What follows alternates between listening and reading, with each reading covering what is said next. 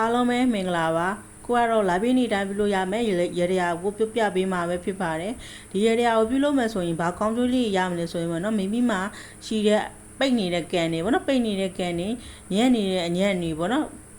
လက်လက်ပါတွေပွင့်စင်မှာဖြစ်ပါတယ်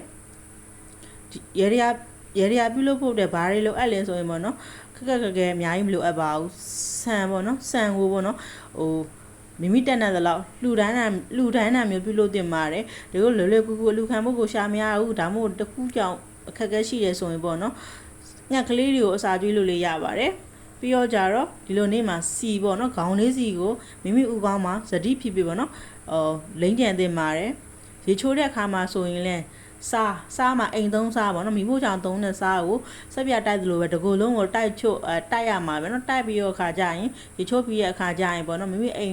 မ်အတွင်းပေါ့နော်အိမ်အတွင်းကစားပြီးတော့အိမ်အပြင်ကိုစားရည်ပေါ့စားရည်ဆိုတာစားကိုရေဖြောထားပြီးတော့ကြာပေါ့နော်စားရေတွေကိုစားထည့်ပြီးတော့ဖြောထားပြီးတော့ကြာတော့အိမ်အတွင်းကနေတဲ့အပြင်ကိုပတ်တာမျိုးပြုလို့ရပါမယ်ပြုလို့ရမယ်ပေါ့နော်အဲ့ဆိုရင်မိမိမှာရှိတဲ့အခက်အခဲတိုက်တဲ့အတက်ခိုင်နေပြပြောက်စီမှာပဲဖြစ်ပါတယ်ရေတရားကိုပြုလုပ်ဖို့အတွက်အဓိကအရေးကြီးတဲ့လိုအပ်တဲ့အချက်ကတော့ဒီရေတရားကိုပြုလုပ်လိုက်ရင်ပေါ့နော်ငါလုံးဝငါမှရှိတဲ့တိုက်ခိုင်နေရောအညံ့နေရောပြေးပြီးပိတ်နေတဲ့လမ်းလာပါနေနဲ့ပုံပြီးကန်နေလုံးပုံပြီးဆိုပြီးယုံကြည်မှသာလေးလုပ်ပါထူကိုထူပါလေအားလုံးပဲဆဆရအစီအမီကြပါစေ